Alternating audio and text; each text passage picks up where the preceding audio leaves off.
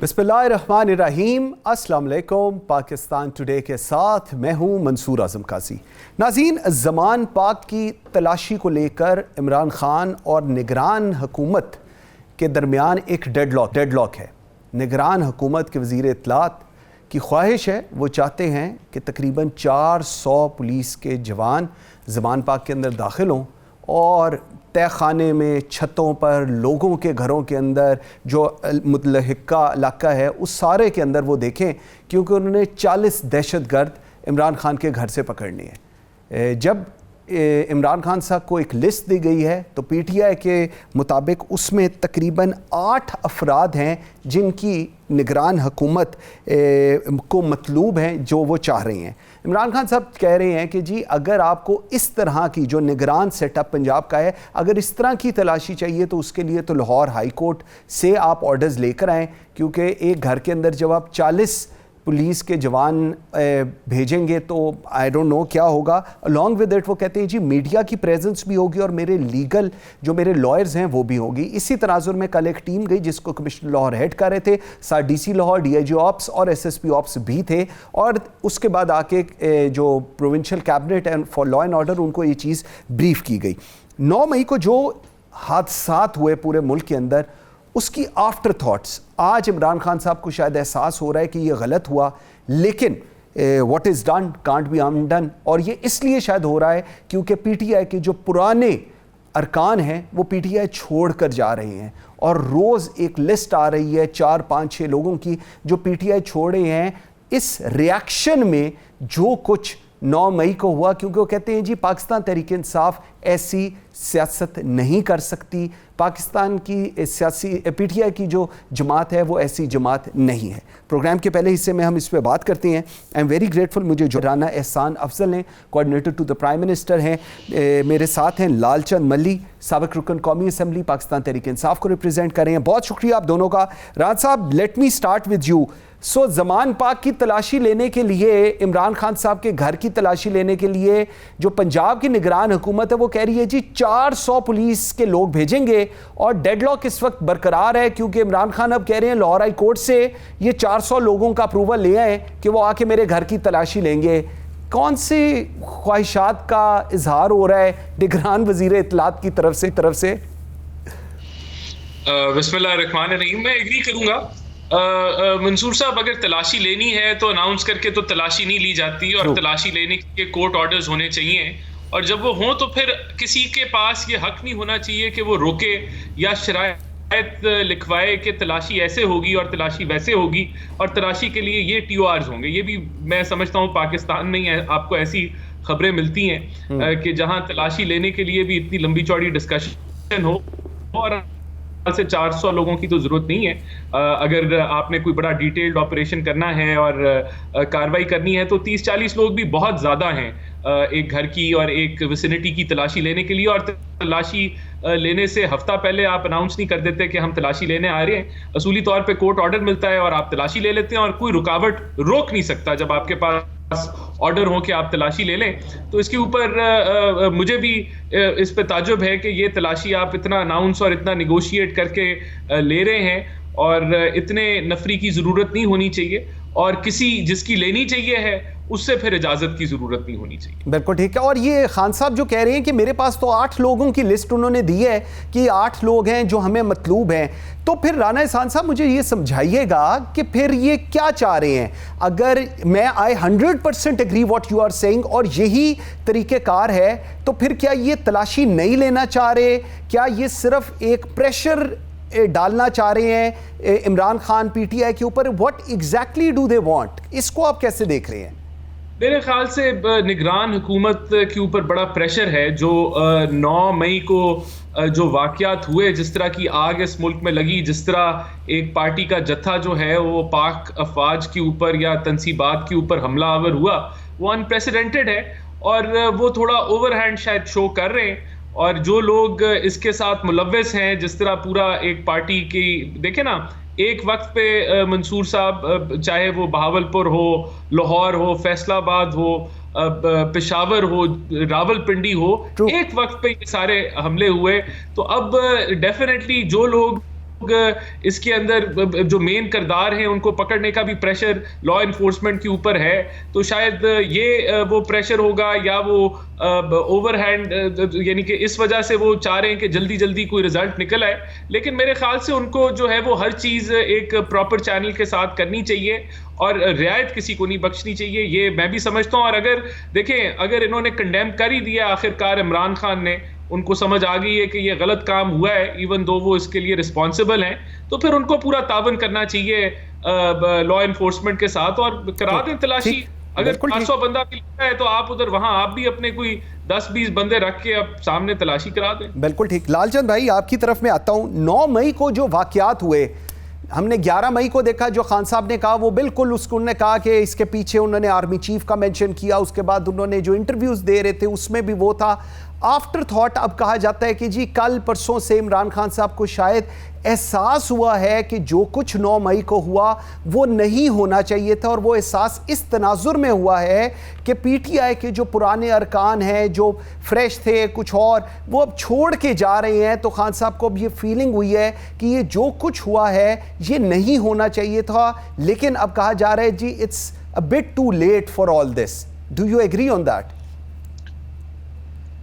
मसूद साहब, मैं पाकिस्तान तहरीक इंसाफ समझती है कि ये सारा ट्रैप है। ये जानबूझकर एक प्लान के तहत पाकिस्तान की फौज को पाकिस्तान के अवाम के सामने और पाकिस्तान तहरीक इंसाफ के सामने लाने की कोशिश है। खान साहब ने पहले भी डिस्टेंस किया है, उसके बाद कई बार इस बात की वो मजम्मत कर चुके हैं कि अगर कोई उसमें इन्वॉल्व है तो उसको एक फेयर ट्रायल मिलना चाहिए और आम अदालतों में उसके केसेस चलने चाहिए। और आज तो उन्होंने ये भी कहा कि आप ये साबित करें ये फला बंदा है, पाकिस्तान तहरीक इंसाफ से इसका ताल्लुक है, तो हम जो है उसको आपके हवाले करने में मदद भी करेंगे। लेकिन सिर्फ इस वजह से कि कोई एहतजाज करने कहीं पहुंचा था किसी स्पेसिफिक जगह पे, तो उसकी वहां से जियो फेंसिंग में नंबर उसका वहां से आ गया है और उसको सजा दी जाए, उसको जो है माफ नहीं किया जाए, उसको जेलों में डाला जाए, उसके घर की चादर और चौदीवारी का तकद्दुस पायमाल किया जाए, तो ये गलत है। तो बुनियादी तौर पे ये एक साजिश है पाकिस्तान तहरीक इंसाफ के खिलाफ और हम इस साजिश को नाकाम बनाएंगे। लेकिन लालचंद भाई, एक सियासी जमात, मैं लालचंद भाई आपसे ही सवाल है, एक आप लोग एक सियासी जमात हैं। इमरान खान साहब हमेशा में बताते हैं कि मेरी कितनी लंबी तगदो है इस पूरे प्रोसेस के लिए।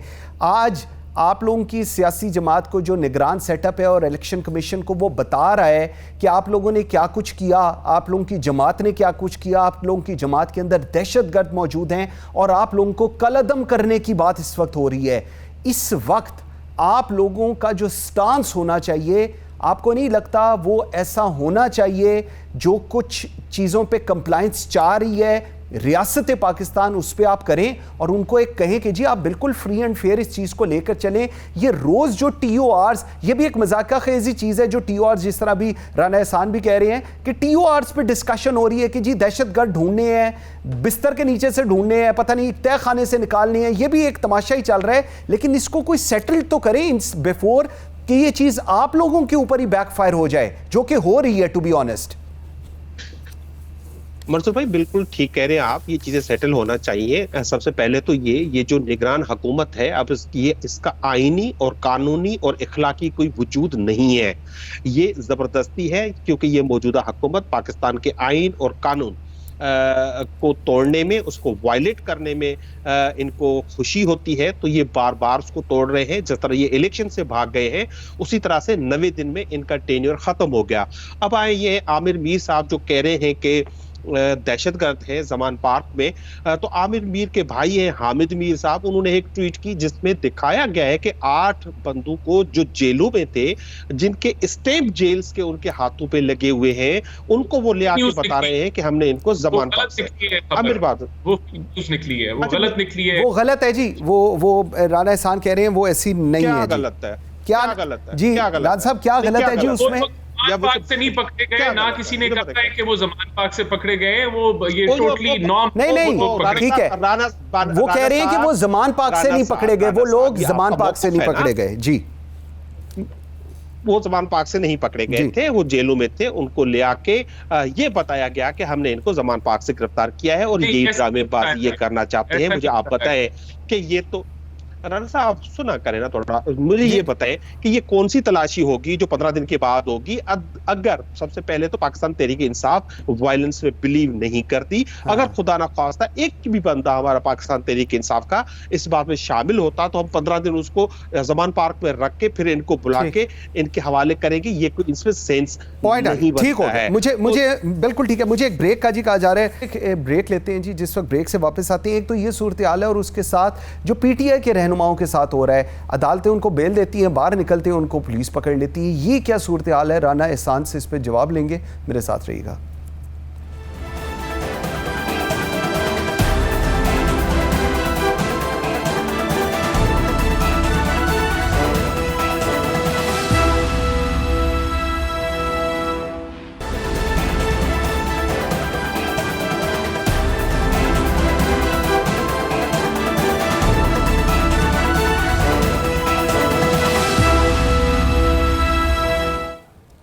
Welcome back after the break जी। राना एहसान साहब, मुझे ज़रा ये समझाएं, आप लोग पीटीआई से चाह क्या रहे हैं?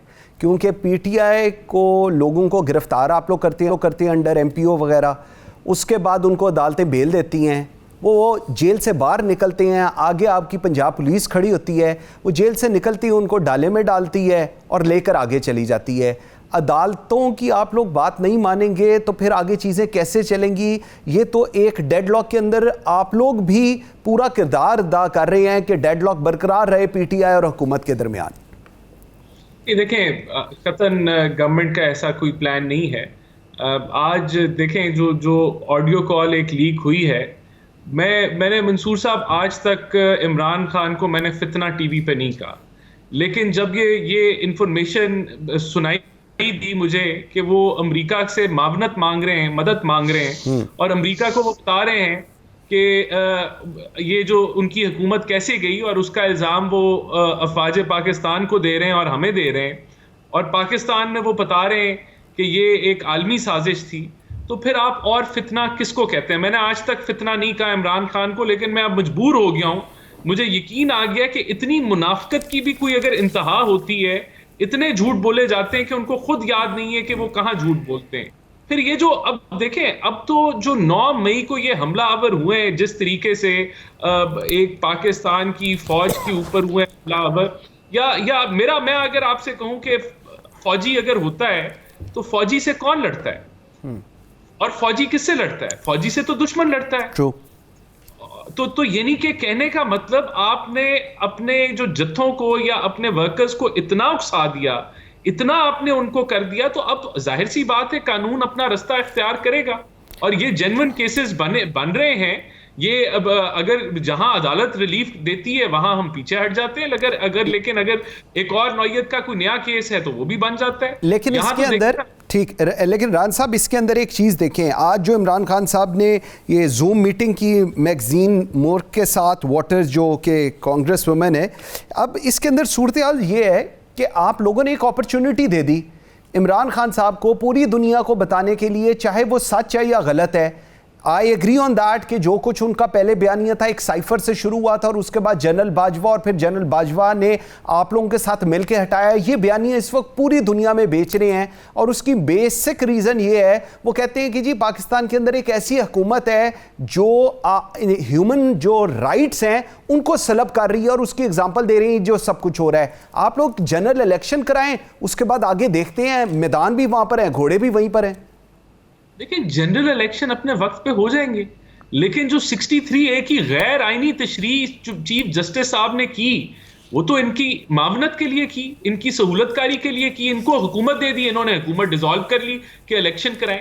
तो अगर इसी तरह इलेक्शन होने तो वो तो हमें कबूल नहीं है। अक्टूबर में इलेक्शन हो जाएंगे, हमारा टेन्योर खत्म होगा, इलेक्शन हो जाएंगे, कोई उससे पीछे नहीं हट रहा। तो ये, और जो वो बयानियां बेच रहे हैं, देखें, अगर मुझे तो ये जो बेचारे इंटरनेशनल रिपोर्टर्स हैं उनकी वो उन्होंने तहकीक नहीं की होती, वरना तो अब मैं वो ज्यादा लोगों को पता नहीं होगा। इनका तो एमी हर्ट्स वो जो एक डिवोर्स केस चला था, उससे भी बुरा हाल इमरान खान का होगा अगर इसको कोई सही तरीके से कटहरे में खड़ा करते कि ये कितने झूठ बोलते हैं और कितने यू टर्न्स लेते हैं और कितना अवाम को गुमराह करते हैं। इनकी हर बात झूठी है, कोई ह्यूमन राइट वायलेशन नहीं हो रही। लेकिन ये जरूर हुआ है कि पाक अफवाज पे फौजी तनसीबात के ऊपर पहली दफा पाकिस्तान की तारीख में सियासी जत्थों ने अटैक किया है। ठीक, उन पे मुझे जरा ये चीज लालचंद साहब के पास लेके जाने दीजिएगा। लालचंद भाई, ये जो आज जिसकी जिक्र हो रहा है, जिस इंटरव्यू का जो एक जूम मीटिंग थी जो लीक होगी, अब तो खैर लीक्स में ही पूरा पाकिस्तान चलना है, मुझे बताइएगा इंटरनेशनल पावर्स को क्या जरूरत है हमें कि इमरान खान साहब को कहने की, सिंपैथी शो करें, इंटरवेंशन करें, वो आके लिखें, वो प्रेशराइज करें, किस चीज के लिए? अगर अमेरिका, आप लोग तो कहते थे एब्सोल्युटली नॉट, हम ये एक अमेरिका को कहेंगे, आज उसी अमेरिका को आप कह रहे हैं कि वो आके पाकिस्तान की जो इंटरनल इश्यूज हैं उनको एड्रेस करे, ह्यूमन राइट्स वायलेशन हो रही हैं, ये व्हाई इट्स, मतलब जरूरत क्या है इस सारी सिनेरियो की? मुर्सद भाई देखें, पाकिस्तान में इस वक्त जो ह्यूमन राइट्स की वायलेशंस हो रही हैं, जिस तरह इस कौम की माओं को, बेटियों को घरों से उठा उठा के जेलों में डाला जा रहा है, जिस तरह से यहाँ के सीनियर पॉलिटिशियंस हैं पाकिस्तान के, 50 साल उन्होंने पॉलिटिक्स की है, एकेडमिशियन रहे हैं, पढ़ाया है, डॉक्टर शिरीन मज़ारी, शाह महमूद कुरैशी, या यहाँ पे जो पढ़े लिखे लोग ज्यादा आए, असद उमर, आलिया हमजा, नेम इट, अली जैदी, फिरदौस शमीम नकवी जिसकी उम्र 70 साल है, तो इन्होंने जो ह्यूमन राइट्स की वायलेशंस में ये इन्वॉल्व हो रहे हैं, जिस तरह ये पाकिस्तान के आईन और कानून के परखच्चे उड़ा रहे हैं, इसकी पाकिस्तान की तारीख में मिसाल नहीं मिलती। लेकिन लालचंद भाई, आपकी बात बिल्कुल ठीक है, मैं आ रहा हूं, आपकी बात बिल्कुल ठीक है। इसका मतलब क्या है? इसका मतलब है अमेरिका के पास चले जाएंगे हम। अच्छा, अब सुने जी नहीं, हम अमेरिका के पास नहीं गए हैं। देखें हर चीज को इस तरह का ट्विस्ट ना देना, ये पहली बार नहीं है। इमरान साहब एक सेकंड दीजिएगा, राना साहब 1 मिनट। जी लालचंद भाई आप बोलें। जी आप बोलें। राना साहब बहुत रिस्पेक्टफुल है मेरे लिए, मैं बिल्कुल आपकी तरह मैं भी नहीं बोलता। देखें, खान साहब ने कोई नई बात नहीं की है, वो बार बार ये बात दोहरा रहे हैं कि पाकिस्तान में आइन की हुक्मरानी के लिए पूरी दुनिया में, उन्होंने कहा है परबला के हम आवाज उठाएंगे, और हम उनको यही रिक्वेस्ट की है कि आप पाकिस्तान में ह्यूमन राइट्स की वायलेशंस पे आवाज उठाएं। और वो सिर्फ उनके कहने से ही नहीं है, कनाडा में तो किसी से मीटिंग नहीं हुई, तो कनाडा के पार्लियामेंट ने अपने प्राइम मिनिस्टर को खत लिख दिया है, एमनेस्टी इंटरनेशनल जो है वो आवाज उठा रही है, ह्यूमन राइट्स वॉच आवाज उठा रही है। यानी कि ये कहने का मकसद है कि हम आपको मारते जाएंगे, पीटते जाएंगे, लेकिन आप आवाज नहीं निकालेंगे, आप ये बर्दाश्त करते जाएंगे, जो अब मुमकिन नहीं रहा। इनसे हर फोरम पे मुकाबला होगा और हर फोरम पे हम इनको इंशाल्लाह डिफीट करेंगे। और एक बात जो आपने पहले कही थी लास्ट सेगमेंट में कि पीटीआई से लोग छोड़ के जा रहे हैं, तो मैं मौजूद से कहूंगा इन छोड़ने वालों में 2 तरीके के लोग हैं। एक वो जिनको पाकिस्तान तहरीक इंसाफ ने या तो टिकट डिनाई किए थे या उनको पहले से निकाल चुकी थी, और दूसरे वो जिनको ये उठा के उनको घरों से गायब करके, गुम करके मजबूर कर रहे हैं। अच्छा। तो ये एक और जो है वो वायलेशन कर रहे हैं। नंबर 3, एक आखिरी बात, जिस आरडीओ की बात कर रहे हैं आप, आरडीओ की बात कर रहे हैं, देखिए इस हुकूमत की बदनीयती, इस हुकूमत की बदमाशी। अब आरडीओ लीक्स पे इन्होंने एक इंक्वायरी कमीशन बिठाने का ऐलान किया है। वो इंक्वायरी कमीशन सिर्फ उन आरडीओज की जो करेगा, जो इंक्वायरी जो इनको पसंद है, लेकिन ये नहीं करेगा कि इस कौम की माए बेटियां आपस में क्या बात करती हैं और वो सुन कौन रहा है। इस मुल्क का प्राइम मिनिस्टर, उस मुल्क की अदलिया, इनकी सिक्योरिटी ब्रीच नहीं होती, सिक्योरिटी ब्रीच नहीं होती आपके प्राइम मिनिस्टर की, आप अदलिया की, ये मुल्क, सारी दुनिया आप पे नहीं हंसती, उस पे तो आप उन पे कराने के लिए तैयार नहीं है। लालचंद भाई बिल्कुल आपका पॉइंट आ गया, थैंक यू वेरी मच जी। मुझे इस प्रोग्राम, इस सेगमेंट का इतना ही था जी। राना एहसान अफजल साहब बहुत शुक्रिया। नाज़रीन एक ब्रेक लेनी है जी, लेकिन ब्रेक से पहले 3 चीजें। रूल ऑफ लॉ होती है, रूल ऑफ लॉ, आज रूल ऑफ लॉ की बात हो रही है, लेकिन जब पिछली हुकूमत में नैब के केसेस बनाए जाते थे तब रूल ऑफ लॉ की बात नहीं हो रही थी। कॉन्स्टिट्यूशन, हाँ 90 दिनों के अंदर इलेक्शन होना चाहिए था, नहीं हुआ, होना चाहिए बाय ऑल मींस। और तीसरी फंडामेंटल राइट्स, 9 मई को जो कुछ हुआ वो फंडामेंटल राइट्स को तबाह किया गया, फेंका गया।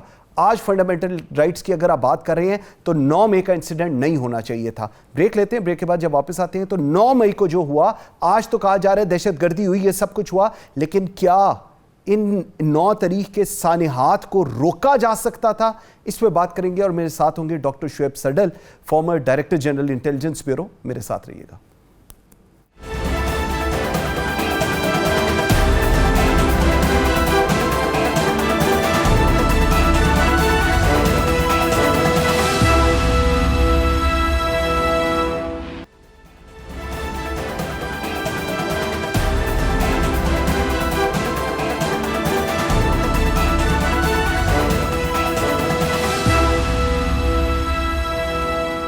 Welcome back after the break जी। नाज़रीन, 9 मई को होने वाले बदकिस्मत वाक़यात की पूरा मुल्क कंडेम कर रहा है, तमाम जमातें इस वक्त कंडेम कर रही हैं और शदीद अल्फाज में इसकी मज़म्मत की जा रही है।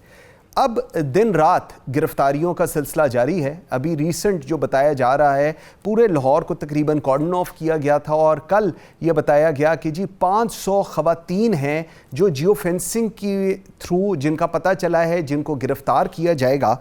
540 दहशतगर्द, जिस तरह के इंफॉर्मेशन मिनिस्टर, निगरान इंफॉर्मेशन मिनिस्टर पंजाब ने कहा है जी 40 दहशतगर्द ज़मान पाक के अंदर भी हैं जिनको वहाँ पर से भी इन्होंने अरेस्ट करना है।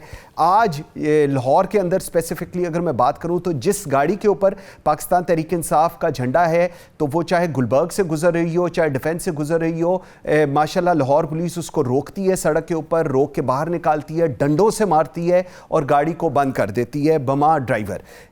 क्या 9 मई के जो वाक़यात हुए और उनको रोका जा सकता था? नंबर 1, दहशतगर्दों की, इन तमाम लोगों की तो हर कोई बात कर रहा है, गिरफ्तारियां भी कर रहा है, लेकिन सवाल ये है कि वो सब लोग जिन्होंने इसको रोकना था वो कहाँ थे? और आज ये जिस सिचुएशन में पाकिस्तान है, इससे हम इसको रोक सकते थे। I am very grateful, Pakistan police service of Pakistan के one of the very respected and most senior police officer मेरे साथ इस प्रोग्राम के सेगमेंट में डॉक्टर शुएब सैडल साहब, former inspector general of police हैं, साबिक डायरेक्टर जनरल इंटेलिजेंस ब्यूरो हैं और 1 man commission on minority rights हैं। सर, बहुत शुक्रिया आपके टाइम देने का। सर, सबसे पहले 9 मई को जो कुछ हुआ, क्या उसको रोका जा सकता था जी?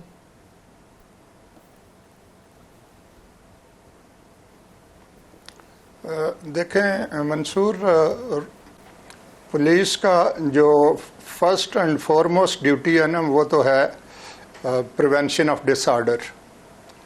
तो इसलिए अगर पब्लिक डिसऑर्डर प्रिवेंट नहीं हुआ तो एक लिहाज से तो वो उसका लोग पुलिस के ऊपर ही डालेंगे कि क्यों नहीं हुआ।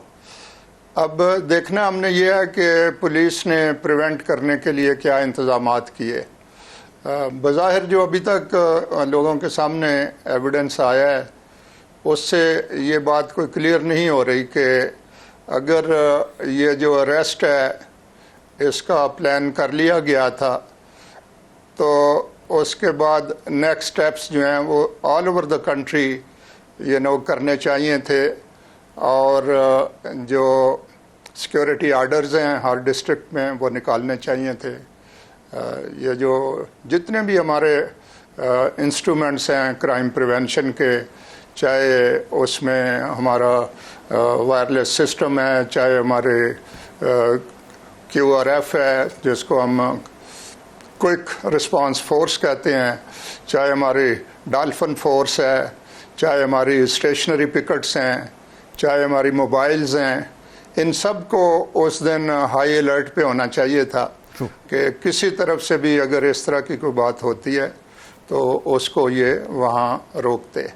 और कई घंटों तक अगर ये सिलसिला चलता रहे और कहीं जो लॉ इन्फोर्समेंट एजेंसीज हैं वो नज़र ना आए, और जैसे मैंने कहा है कि पुलिस का सबसे ज़्यादा इम्पॉर्टेंट काम ये जो रॉबर्ट पील है जिसको फादर ऑफ मॉडर्न पुलिसिंग कहते हैं, तो 1829 में जब लंदन पुलिस मॉडर्नाइज हो रही थी तो उसमें जो टॉप मोस्ट प्रिंसिपल था वो यही था कि जी prevention of crime and public disorder. तो मेरे ख्याल में हमें उस तरफ ज़्यादा तवज्जो देने की ज़रूरत है। बिल्कुल ठीक। दूसरी बात जो आप कर रहे थे कि जगह जगह लोग पकड़े जा रहे हैं, और अब पकड़ने का तो पुलिस का जो इस्टेब्लिश प्रिंसिपल्स हैं वो तो ये है कि जब एविडेंस हो तो उसके बाद पकड़ लें, और उससे पहले ऐसे मर्दमज़ारी जो है वो कोई इतना मतलब ऐसा फेल नहीं है कि जिसको लोग कभी भी पसंद करेंगे। बिल्कुल ठीक। और देखें, सबसे ज़्यादा ज़रूरी जो पुलिस की रिफॉर्म है जिस पे हमने कई सालों से बहुत मेहनत की और बड़ा कोशिश करके ये पुलिस आर्डर भी लाए, उसमें ये था कि ऑपरेशनली पुलिस को न्यूट्रल करना है। बिल्कुल ठीक। चाहे कोई भी हो, इररिस्पेक्टिव कि उसके मज़हब क्या है, उसकी पार्टी एफिलिएशन क्या है, उसके साथ आपने डील करना है as a law enforcement officer, बिल्कुल विदाउट एनी फियर और फेवर। बिल्कुल सही। तो अगर आप उससे दाएं बाएं हो जाएं तो then you are failing in your duty. अच्छा सर, दो चीज़ें हैं, एक दो सवाल हैं, बल्कि चीफ ऑफ आर्मी स्टाफ की वाज़ेह अहकामात थे कि जी गोली नहीं चलाएंगे। अब सवाल ये है कि गोली चलाए बगैर, क्योंकि ये एक बहुत बड़ी डिबेट है इस वक्त पाकिस्तान के अंदर कि जी गोली चलाए बगैर आप मॉब को कैसे रोक सकते थे। आपने पाकिस्तान का सबसे टफेस्ट सूबा हेड किया हुआ है, सिंध। सर, क्या वाकई ही गोली चलाए बगैर आप जो लोग आ रहे हैं उनको कत्ल किए बगैर आप मॉब को नहीं रोक सकते? अगर ऐसा है तो प्लीज़ मेरी रहनुमाई फरमा दें। नहीं, देखें, बात यह है कि ये जो गोली की परमिशन तो है, जब आप लॉ एंड ऑर्डर सिचुएशन से डील कर रहे हो, लेकिन दैट डजंट मीन कि जी आप ट्रिगर हैप्पी हैं और पहला ही आपका जो इंस्ट्रूमेंट हो वो गोली हो। बिल्कुल ठीक। गोली इज लास्ट रिजॉर्ट। ये नहीं है कि जब बाकी चीज़ें फेल होती नज़र आएँ आपको तो उस वक़्त। अब इस सिचुएशन में जो ये सारे मुल्क में हुई, इसमें अगर प्रिवेंटिव मेजर्स इन प्लेस होते तो मैं खुद ये समझता हूँ कि शायद इतनी ज़रूरत ना पड़ती। और गोली तो अब इस सूरत में भी चली कोई नहीं है। बिल्कुल। तो और अच्छा हुआ कि नहीं चली, ये क्रेडिट जाता है जो भी उस वक़्त मौके पे थे कि उन्होंने मतलब उस तरह डेड बॉडीज़ जो हैं वो नहीं ज़्यादा क्रिएट की। But having said that, गोली is an option of the last resort. बिल्कुल ठीक है। अच्छा सर, मॉब मेंटेलिटी एक्सपेक्टेड था, जिस तरह अभी हम सबको पता है जब इमरान खान साहब अरेस्ट हुए तो ये एक्सपेक्टेड था कि ये सब कुछ इस तरह होगा। ये जो एक और स्टांस है कि इन गुड फेथ हम लोगों ने कुछ नहीं किया क्योंकि हम एक्सपेक्ट ही नहीं कर रहे थे कि ये सब कुछ होगा, मॉब उठेंगे, वो पिंडी GHQ चले जाएंगे, वो ISI के दफ्तर में चले जाएंगे, वो लाहौर में कोर कमांडर के घर पे आ जाएंगे। ये जो स्टांस है या ये जो आर्गुमेंट हुकूमत का इस वक्त है कि हम एक्सपेक्ट ही नहीं कर रहे थे या इन गुड फेथ हमने कहा कि ये हो ही नहीं सकता ये सब कुछ। नहीं, एक्सपेक्ट तो बिल्कुल हमें करना चाहिए था। ये तो मैं नहीं समझता कि कोई भी जो ऑफिसर है या पुलिस फोर्स है जिसको इसी काम के लिए उस पर बिलियंस ऑफ रुपीस खर्च होते हैं, वो इस तरह की बात करें कि जी हमें तो प्रिपेयर ही अपने आप को for the worst case scenario करना होता है कि अच्छा हो कि कुछ भी ना हो, लेकिन प्रेपरेशन जो है वो उसी तरह की होनी होती है कि भाई अगर वर्स्ट केस आ गया तो फिर क्या करना है हमने। और इस केस में जो ज़्यादा नज़र आता है ना वो ये है कि लैक्सिटी तो है कि क्यों प्रेपरेशन सही नहीं की गई। और अब ये किसी मेरा ख्याल में अभी तक पुलिस को खुद भी करना चाहिए था, लेकिन नहीं हुआ। तो कोई ना कोई इस पर इंडिपेंडेंट कमीशन वगैरह होना चाहिए जो ये देखे कि भाई उस दिन के लिए और उस इवेंट के लिए जो कि एक्सपेक्टेड था कि फॉलो अप उसका ऐसे ही होगा तो इमीडिएटली ट्रिगर होगा इस तरह की जो सिचुएशन है, तो क्या प्रेपरेशंस की गई थी। बिल्कुल ठीक। तो अगर वो प्रेपरेशंस सफिशेंट थी और फिर नहीं कंट्रोल हुआ तो वो और बात है। लेकिन अगर प्रेपरेशंस जो कि बाजार लगता है क्योंकि वरना घंटों के हिसाब से अगर मॉब एक जगह से दूसरी जगह मूव करता रहे और उसको पुलिस कन्फ्रंट ही ना करे किसी जगह भी, तो I think that needs some explanation. बिल्कुल ठीक है। अच्छा सर, एक और चीज़ बड़ी इंपॉर्टेंट, हुकूमत कह रही है इमरान खान लाशें गिराना चाहते थे और हमने उनको ये मौका नहीं दिया।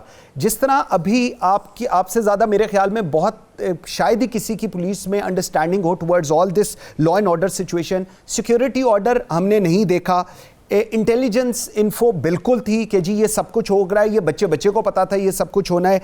Punjab safe city authorities cameras लगे हुए हैं और ये पूरा मॉब आया गया, रिस्पेक्टिव पुलिस स्टेशन, डॉल्फिन, ये जितने थे ये सब साइलेंट मोड पर थे, एक इक्का दुक्का जगह पर इंसिडेंट हुए हैं। तो सर इससे हम क्या मतलब अखज़ करें?